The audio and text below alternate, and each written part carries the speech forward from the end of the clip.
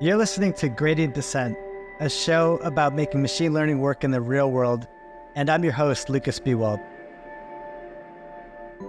Today, I'm talking with Kanjun Qiu, who is the founder of Imbue, a research company that focuses on building agents. And what agents mean to them is software that can essentially execute arbitrary code on a machine and gives the power of a software engineer to anyone that wants access to that. It's a super big vision, but they're also doing a lot of practical research in the open to get to that vision. And we go deep on a few of the things that they're working on, including questions like, why are benchmark performance so much better than the actual performance of LLMs that we see in the real world? And how to make evaluations improve by asking questions in a more specific, tight way. I hope you enjoyed this one. All right, well, Kanjun, I think we need to start by you telling us what, for those who don't know what Imbue does. You describe yourselves as like a research institution, but obviously I know it's more specific than that. That's a great question. Yeah, so we describe ourselves as a research company. So in Imbue, we build AI agents. And these are, when you think about what an agent is, it's a system that really helps your computer do things for you in the world. And our belief is in this current revolution in AI, it's going to enable a computer that is much more molding to you, much more personal. If we think about our computers today, we don't think about it, but we have to micromanage them. We're always in front of them, glued to our screens every day because they're not that smart. We don't trust them to go off and do things for us. And so at Imbue, what we're trying to do is build systems that can actually go off and accomplish our goals, help us accomplish our to-dos, our goals. And we get there by starting with actually code. And the reason for this is actually because we have a pretty different way of thinking about what an agent is. An agent, we think of an agent as this intermediary layer between you and your computer. So it talks to you in natural language, it talks to your computer, and it does that by writing code. That's the kind of most powerful way of talking to your computer. And so a way to think about what an agent is doing is actually letting you as a user basically write arbitrary software on your computer. And we believe that if we really make these agents powerful, then everyone in the world is able to write software, and software becomes essentially much cheaper, zero marginal cost. Mm-hmm. And you're pre-product, right? Or you don't have a public product that I can use. You're still building it internally. Is that right? That's right. Yeah. So we work on a product internally. And can you talk about how that's going or what that does today? Yeah, I can. So at the moment, the product works with us to write code. And really what its goal is to let me express myself at a more conceptual level. And in the beginning, it works primarily for programmers. And this is because today's models, they're not good enough to write code fully by themselves. So if I'm not an engineer and it produces bad code, I can't go in and edit it.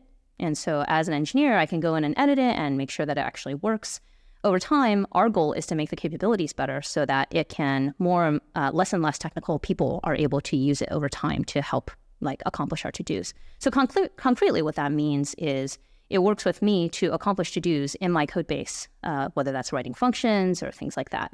And we focus a lot on both writing the code and verifying the code. So when it comes to agents, one of the biggest issues is with verification and trust.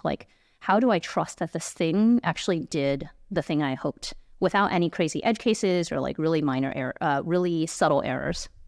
And one thing that's striking about your company is you're doing a lot of really high quality publishing. It seems like you're almost doing research out in the open. And I want to get into a whole bunch of the research projects that you've published. But how do you think of that? How does that support the company's mission?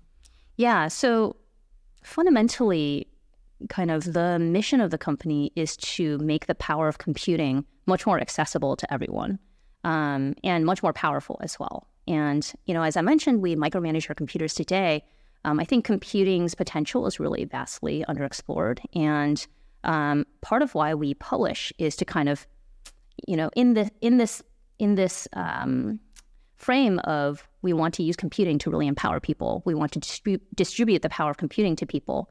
Part of why we publish is to enable a greater ecosystem around model building so that like more open source models can be available to more people, so that more people have access to do fine tuning and reinforcement learning on top of those models in order to get to the actual use cases that they're trying to get to, so that we don't end up with like super power, concentrated power. We have more decentralized, distributed, democratized power of computing. I think with the current AI revolution, one of the risks that no one really talks about is that, like, everyone talks about safety and alignment, but no one really talks about the risk of power concentration. And that's one of the biggest kind of effects that's happening right now. Mm-hmm. Do you think about what you're doing in contrast to other code generation LLM products that, you know, folks listening to this might be aware of, like Codium or Copilot or things like that? Like, do you view those as like similar, or a totally different category of thing? Yeah, I would say it's somewhat orthogonal. So one way to think about the spectrum of coding products, maybe there are two things. One is think about the spectrum of coding products right now. On the one hand, it's like autocomplete inline, like Copilot, Codium. On the other hand, you have something that's like an autonomous agent, like Demon or things like Factory AI. Mm-hmm. And the Copilot, like inline things, they work well. We use them all the time. We use them alongside our own product, but there's not much power in them. I can't ask them to do something totally different. I can't ask them to generate whole functions or test them or things like that. On the other end of the spectrum with Devin or these other tools, I can give it like write a web page that does X, and then I'll wait 2 days and it'll come back and it'll write a web page that did Y but kind of does X, and it's not quite what I wanted. And so there's actually a middle layer that we've discovered is kind of the way I want to be collaborating with my computer when it comes to actually driving forward my projects. It turns out that like most of the work that is super important to me, I don't want to be asynchronous. I actually want it to be done right now. It's like in the critical path. And so we basically try to help you solve the critical path problems as much as possible. So one way to think about like a primary thing that we do is like generate functions that are correct, that are tested not with unit tests, but where you can verify it by giving it inputs and looking at its outputs and like trust that the function is correct. Or like write whole modules. I didn't quite follow that. So how would you verify that it's correct? That kind of sounds like a unit test, doesn't it? To try to input and see what the output is, or I'm not sure I understand the distinction you're making there. Yeah. It's kind of an implementation detail distinction. So a way to verify its correctness is to give me as the user like a bunch of sample inputs, and then run those inputs through the function, and I look at the sample outputs and I say, it's missing this edge case, so like fix it to account for this edge case. That's like a way of so that's sort of like the workflow of like engaging exactly. with It's a way of working with the model as opposed to like, I wrote a function and now I'm going to write unit tests in order to test the function in the piece of software. I see. And my experience with these, this is probably dated, but the sort of like kind of generating bigger blocks of code is that, it can work like phenomenally well in sort of smaller projects where I can really like feed it all in, but it's really challenging with really, kind of large code bases. Like, how do you think about that? Yeah, one actually pretty interesting thing that we've seen is that in larger code bases, and it's not like a super massive code base, but in larger code bases, the user usually knows what files or functions they're referencing or classes they're referencing. And so as a user, being able to tag like, hey, this file is relevant, come like look at this file. Or like, I want to change the parameters to this function and like look at everywhere where it's called and like modify the return values or something. As a user, because I'm driving it, I have a lot more context on what's going on. And so we see that users will like pull in the context themselves. Mm-hmm. And do you think that like using this product yourselves has made your organization more efficient at coding? Yeah, it's actually, we're finally getting to the point where we're building it with it. Nice. Which is really fun. And I would say we are pretty, part of why we don't have a public product yet is because we just don't think it's good enough yet. But we see a line of sight to a place where it actually can like greatly increase our own productivity. Right now, it is pretty magical. We're using it to write functions for itself, implement new features, things like that. It doesn't work for everything. We're pretty calibrated to what it does and doesn't work on. And we have a bunch of ideas for basically how to improve the capabilities. And so we kind of do that in a full stack way. What would you need to see to feel good about putting it out into the world? Yeah, it's a good question. We're not sure yet. The biggest thing that we look at internally is like, are people using it every day? And two, like, what % of the things that they give do they accept? So, like, you kick off a bunch of agents to like fill in a bunch of functions or to-dos. Like, what % of those do the person actually accept? And those numbers at some point will feel like, okay, this feels good. It feels really powerful. And we have some other stuff on the horizon that's kind of beyond what I just talked about here that we're exploring as well. I think, if you think about what we're doing is not helping people write code. It's like helping people like write code as a way toward robust agents. And so that's kind of a different end goal. And so it's not like, oh, let's just try to get as many users as possible for this thing right now. More the question we ask ourselves is, okay, this thing works this well for writing code for itself right now. What's next in order to get to agents? And we have this concept internally of like a system that can write entire trustworthy software systems. Once a system can write a whole trustworthy software system, that's definitely an agent. So like, what's the path from here to there? And so at some point there, we'll productize something. But really, it's kind of like on the roadmap to general agents. And do you think that, do you imagine like specific use cases that might become feasible first, or do you sort of feel like it all happens all at once? Use cases for?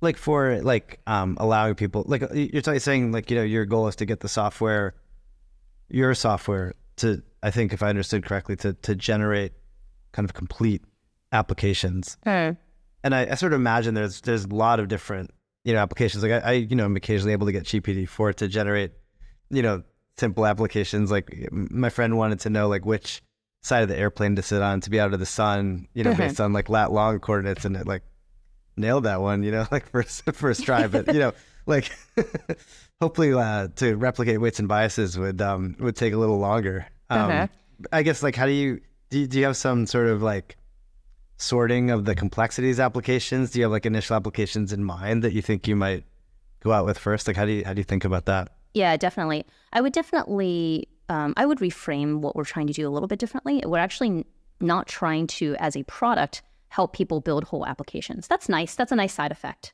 If someone really wants to use it for that, they can go for it. But what we're really trying to do is help people accomplish their to-dos or accomplish their goals. And so a to-do might be like, I want all of the Slack messages that some team member has pinged me for reviewing a document on in the last 7 days. Can you like pull them all into my Notion doc and then also take a first stab at it or something like that?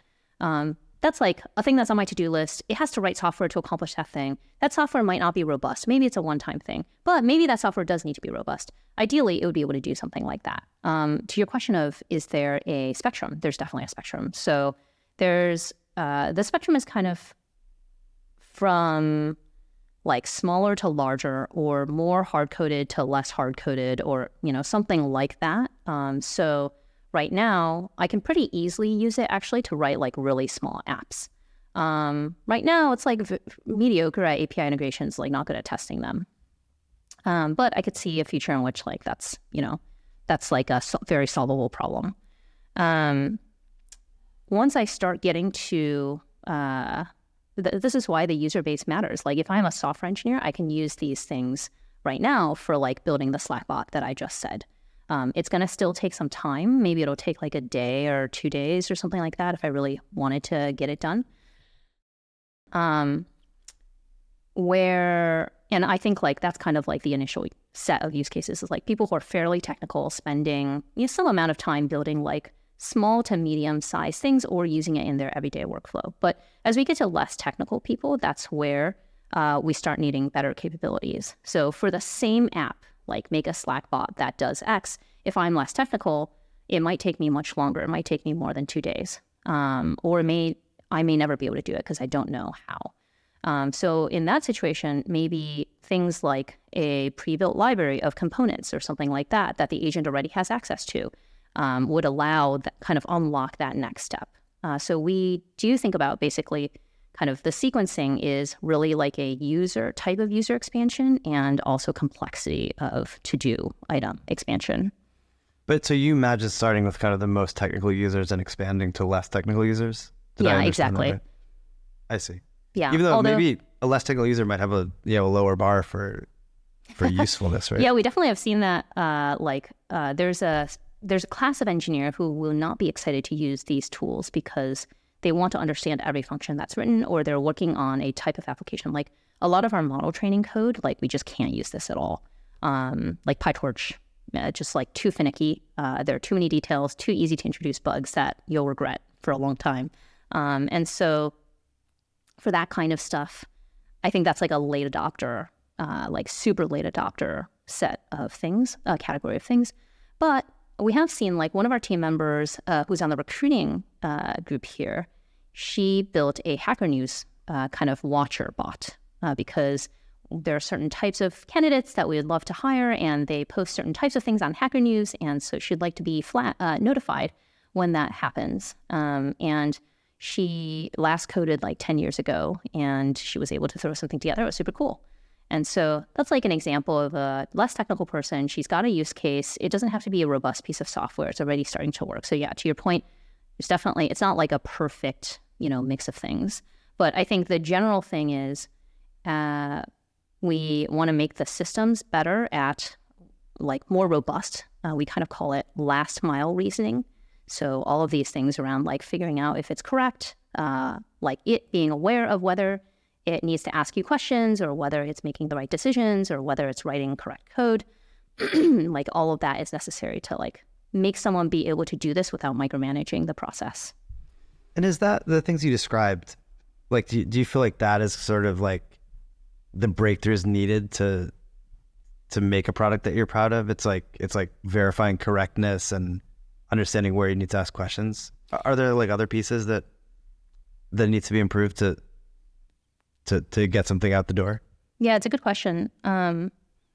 From our perspective, those are the primary two things, is like verification and ambiguity. So that's kind of like reasoning about whether I did the thing right. As a human, I do that all the time, constantly.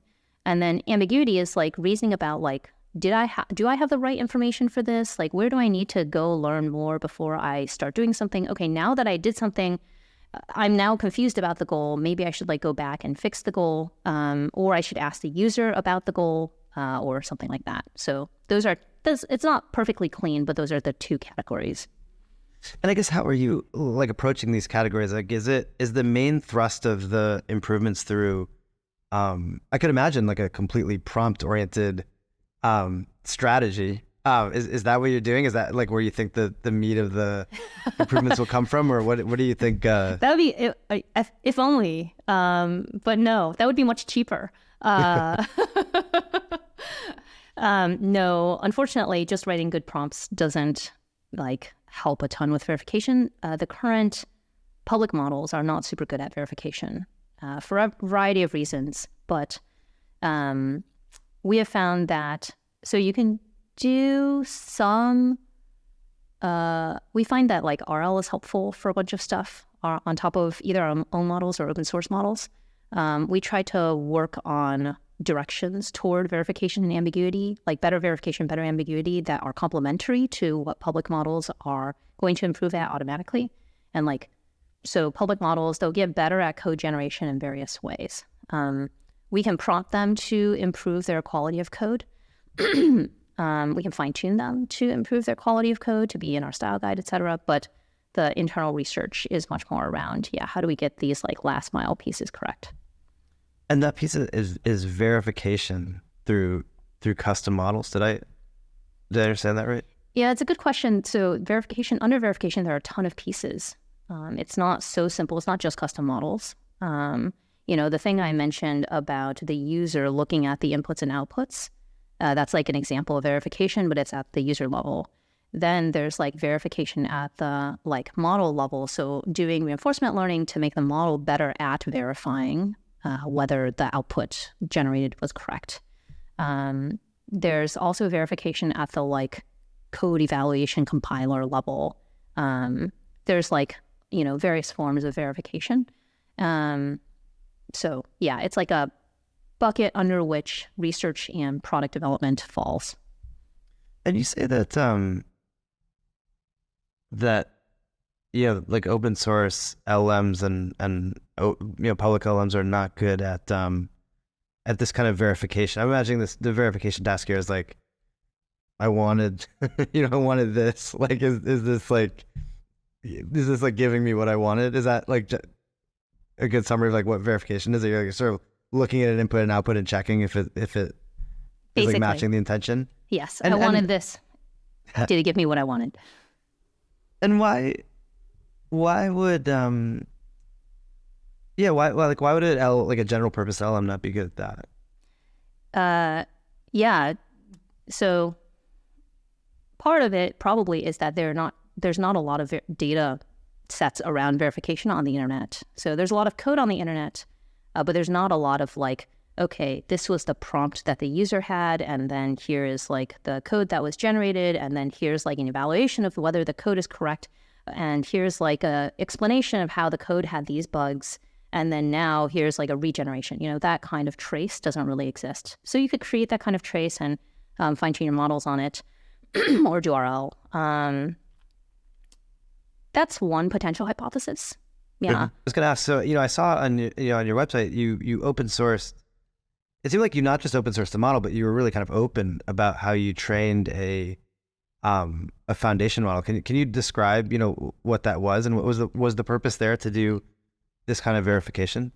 Oh, it's a great question. So yeah, recently we published 3 big blog posts, and we were open sourcing essentially how do you set up hardware from scratch? So we have 4096 GPUs, and how do you set that all up from scratch in order to train a 70 billion parameter model? We also released an optimizer. So this is a optimizer that we used that lets us train like 7 billion parameter models and then predict performance once we scale up to a 70 billion parameter model. That saves us a lot of money and time. It also caused us to like not have loss spikes, et cetera. And then finally, we released a bunch of cleaned up benchmarks and evaluations. So on the verification and ambiguity piece, the benchmarks and evaluations are actually the main driver of main piece of work that kind of like expresses some of that work that we do internally. People are least excited about benchmarks, but what we found actually that was interesting is when we look at evaluations, we can actually improve the performance of the model on an evaluation question by reducing the level of ambiguity in the question. So if I'm much more specific about what I'm asking for, the model does do better. And so could you give an example of that? Yes. Well, like a trivial example might be something like book me a flight to Paris. There are a lot of open questions about booking a flight to Paris, like when should that flight be, and do you care about layovers and things like that. And like if I've said, book me a flight to Paris that is has no layovers and is on August 3rd, then the types of responses that come back from the model will be more relevant. So this also applies in code generation. So if I say something like, write a function that write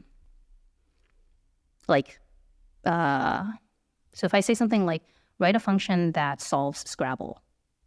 So that's like a very underspecified problem. The model might produce a function, but its inputs and outputs might not be what you expected. The more specific, what we find is that the more specific that you are with the specification, the more likely it is to produce like a function that has inputs and outputs that are what you expected and also account for like edge cases that you specified. And when you're evaluating, this is like a really boring point, but when you're evaluating against, your own evaluation set or public evaluation sets. Like there are often tests for these code function generation problems, and those tests kind of try to capture a bunch of edge cases. And those edge cases aren't necessarily specified in the task. So it's easy to specify the edge cases and then be able to pass those tests. But okay, like backing up, I thought it was interesting. It seemed like you fine-tuned a model previously, and then you trained your own model. And I guess, can you describe the thinking behind, like, hey, what made you decide, hey, we really need to make this investment in training our own, 70 billion parameter model, which is not a small undertaking, even if you do have, libraries that lower the cost, and kind of like what the differences were in performance? Yeah, so there are a bunch of reasons for training our own model. One is that it turns out that data quality matters a lot. So, and for our particular use cases, like the data we feed in matters a lot. So one thing we found early on was our hyperparameter optimizer was like, wow, books matter a lot more. Like, please weight the books data set really highly. And we were like, oh, maybe we could acquire more books, like scan them and legally acquire them, the text of these books. And then that improves performance on certain reasoning evaluations. Or for certain code evaluations, like we can see that adding certain types of code data sets will help improve performance. So I think basically if you're optimizing for particular evaluations or particular types of tasks, it's often useful to do some kind of, maybe not full pre-training, but at least mid-training and fine-tuning. So mid-training is kind of like a post-pre-training stage where you train on a bunch of, a large quantity of data.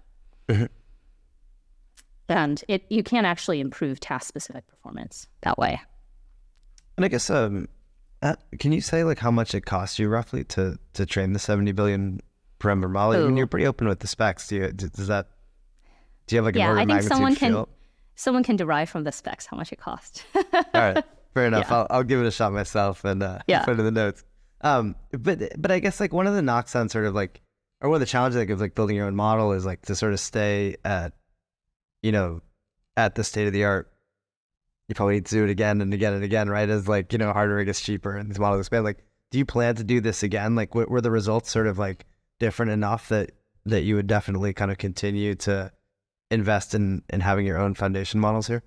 Yeah, that's a great question. So the way we think about it is pre-training, mid-training, fine-tuning, and RL are all levers for solving the problems we want to solve. Sometimes pre-training is the best lever, sometimes RL is the best lever. For the current problems that we're trying to solve, we actually think post-training is more effective, but the post-training is identifying problems in the pre-trained model. And so we will have to do pre-training again, probably, in order to solve some of these problems that we're seeing in post-training. Yeah, but I'm not 100% sure yet. It's that stuff is definitely still research. I see. And, it sort of seemed like you spent quite a lot of effort, building technology that's sort of important, for doing this and also on cutting edge. And I think, kind of other companies might not have open sourced it. Was there discussion internally about, should we open source all this tooling? Was there some tooling that you kind of held out to sort of maintain a competitive advantage? How did you think about that? Well, we didn't open source the model. So we did open source all of the tooling around, a lot of the tooling that we use, hardware scripts for checking the health of GPU nodes, and also the optimizer. For the optimizer, what we hope to do is to help researchers be able to run experiments at a small scale and be able to trust, oh, if I scale this up, actually my results will hold. Or if I scale this up, my results will not hold. And they can do that on, 8 nodes or 4 nodes instead of on 512. So that a lot of what we hope to do is to cultivate much more of an open community around it. I think one of the things that we see today is there's really a centralization and concentration of both the knowledge and the capabilities to train these large models. I don't think that has to be the case at all. And there are a lot of really talented researchers and some efforts out of Stanford actually to try to pull together a community around this. So Percy Liang is working on this. And I think like a robust open source community, kind of like the whole open source software movement. Maybe it's not open source, maybe it's like some other form of like open model building, I think will be really healthy for the ecosystem. And so we hope to like contribute to that, contribute knowledge to that, contribute other stuff to that. I think there's been very few like fully open source, like no one's really open sourced the training process for a 7dB model. And we learn a ton of things like training at that scale and like about how you avoid loss spikes and things like that, avoid training instabilities and that kind of thing. Like if there's another research group that is wanting to train that scale up model, then like, you know, it seems like most have not successfully done that yet. Like we hope that this infrastructure will be helpful. It benefits us, obviously, like we can pull in improvements and we often do pull in papers from the outside world into our own work. So, although, you know, when you talk to people that open source models, like, you know, Meta comes to mind here, who's probably less clear about the training process, but, you know, opens up the model. They say a lot of the same things that, you know, you just said around having like a community around the model, like, you know, it's a little different, like helps with sort of like testing and like understanding what it does and all this. Like, so what do you think is like different about your business or about your mindset that you thought, okay, like we don't want to actually open source the model, even though we'll give you a pretty clear blueprint on how to make this model yourself? Yeah, so Imbue is all about directly empowering people. And when I say empower, it means like a person or a group of people feel like, okay, I know how to like customize this to my needs. I know how to like make this my own so that I can use it. I think, and our product, our culture, like everything is around directly empowering people and kind of decentralizing power, like distributing power. I think open sourcing a model's weights is very different from open sourcing the process for creating one. Even though creating a model might be expensive, it might get cheaper in the future. Like the process is much more empowering. Even if you read about the process and you understand it, and now you apply it to some mid-training run or some other type of run that's not full pre-training, like that's much more empowering than like, okay, I've been given this black box, and now I guess I can do some fine tuning on top of it, which is great, and like use it for my own use case. But it doesn't necessarily help cultivate a community of people who feel like, yeah, I can do this. I know how to do this. Like, let's like create kind of like a CNES or like a community of practice around training these things. So I think philosophically it's quite different. It's not just like, oh, we're going to release models just so that you know, other people can look at it and for marketing purposes. It's rather like we really want to directly empower people. I see.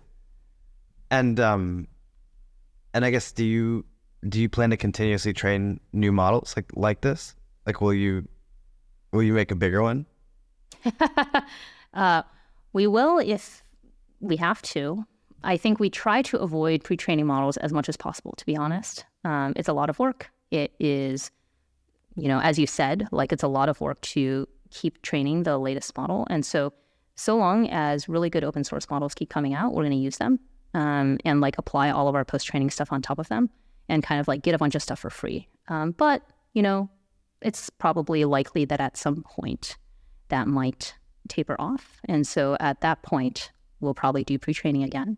But that's like kind of a more of like a strategic, like pragmatic decision. Yeah.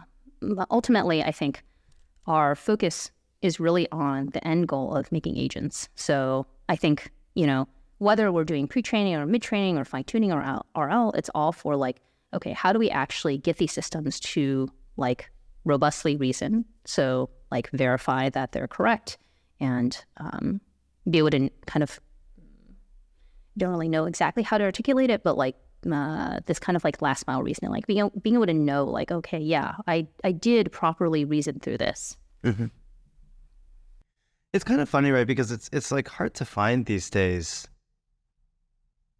a benchmark data set where models, or well, at least like, you know, the biggest models like, you know, GPT-4 and others, you know, perform significantly worse than like a human benchmark.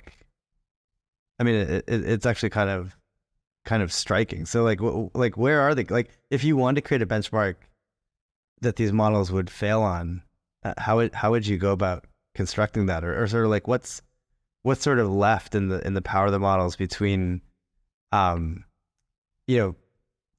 between where they are now and where you need them to be to do this sort of like the kind of agents that you're talking about? Yeah. So public benchmarks, they don't really capture like as a person, it's kind of interesting. What you said is like, yeah, looking at public benchmarks, these models seem to do just as well as people. But then when I'm trying to use them to actually like write software or like help me do a thing, it does not do that. Question is why? Basically, what's the difference between what the benchmark evaluation is capturing and like what this real world task is? We do a lot of like manual benchmark, like evaluation creation internally based on tasks that users actually try to use it for. And like making a benchmark eval is actually pretty tricky. It's kind of like SAT multiple choice questions. Like an SAT multiple choice question set is like not really indicative of the real world. A person who's able to answer a bunch of SAT multiple choice questions wouldn't necessarily be effective inside a company operating.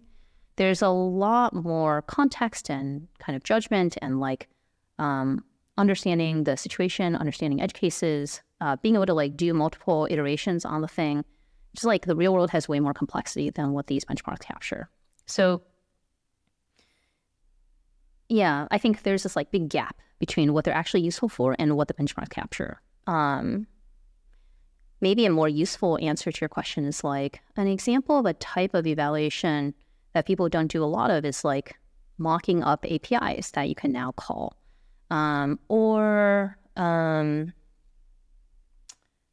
We have a data set we call wild code where it's a bunch of code. It's in the wild. We pull code functions that have tests that are well tested. And then, we run the test suite, tests pass, but we try to get them, and they're well commented, well documented functions. We try to get the model to write the function in order to pass the tests, and all the public models get literally 0% on this data set. And so there's definitely a gap here. I think another example is like if you look at a data set like Sweetbench. So this is like a software engineering GitHub issues style benchmark. It's not the perfect benchmark, has all these issues, but again, these models get, less than 40%. Certainly not human level. So yeah, I think there's a lot more kind of complexity. Do you think a human, like a really good programmer, would get more than 0% on this wild code benchmark? I mean, certainly, I would be nervous if I could pass all the tests on a well specified function. I'm not sure. We do test them internally, so the answer is yes. Humans can do this. Maybe they not need all some humans. Context. Not all humans. Yeah. Yeah, we have a bunch of data sets in between, basically like this data set is fully solved and this data set is completely unsolved. And so there's like other data sets where clearly humans can solve most of these problems, but the model is not very good at it. If you, sometimes the model can solve it with like 1,000 tries or something. But oh, I see. Ideally, if you have the test, you can keep trying. I see. Yeah. That'd be, I guess, more my style of software development. Exactly. Just test and check. Yeah. Test and check. Test-driven development. Yeah. Test-driven development. Yeah. Yeah. Okay. Well, I wanted to ask you too. I mean, I guess like maybe a very small number of companies like you have raised like really significant amount of money, before the product, and I'm sure that irritates the Hacker News crowd, and maybe some entrepreneurs who feel underfunded. But I would love it if you could walk me through your thought process in raising such a large round, and also the investor thought process and kind of what got them comfortable making such a large investment in the company pre-traction. Yeah. So ultimately for us, we think about things over the very long term, because what we're trying to do is really give power to people. And I think it's easy for like that goal to get sidetracked by optimizing for revenue or things like that. Like the goal of actually making these systems accessible to regular people, that takes invention and a lot of creativity. So there's actually a good analogy from the 60s about personal computing. So in the 60s, people were really excited about the supercomputer. They were like, supercomputer is the future. Everyone in the future is going to do time sharing on supercomputers. And supercomputers are a good analog. They're like these centralized systems that you use and you time share on. And it took a small group of people at Xerox PARC to invent like the mouse and the GUI and the desktop and Windows and files and all of these concepts that we as people understand today. And when the personal computer first came out, people like made fun of it. They were like, this is like a hobbyist, stupid hobbyist thing, right? It's like not real. Totally. There's no market for this. Yeah. Yeah. Wasn't there, so but yeah, that makes sense. You weren't there, Yeah. I wasn't there, but like that's kind of the reception. Totally. And so basically our hypothesis is it takes like very dedicated effort to invent the primitives needed and the capabilities needed to make this accessible to regular people. And that's a huge market opportunity. Like obviously, once we do that, then that's like tons of people can now totally modify their computers. Computing completely changes. It becomes something that molds to you. Maybe we have totally different operating systems, whatever it is. Software doesn't look like what it does today when software is super cheap to build. Like you can build software for yourself, for your community, for your grandmother, et cetera, for your friends. So that world is kind of what we're going toward, is really trying to give these superpowers to people. And so the thinking behind raising a lot of money is like, okay, well, we're going to have to train models, and we want to have the runway to be able to get there. And we saw compute as an asset. Like compute is an asset that we can use, so it's actually a pretty good investment. And so from an investor perspective, like a company that's able to set up compute and figure out what to do with it is like actually not a bad investment. And then that company being able to like train their own models and have good results on like reasoning benchmarks, like that's an even better investment. And that company like working on agents in order to like try to make everyone be able to have them, like that's a huge potential opportunity. So from an investor perspective, that makes sense. We also, though, didn't raise from venture investors for this reason of like really wanting to focus on the long term. So you see our investors are NVIDIA, Eric Schmidt, a nonprofit called Esther Institute.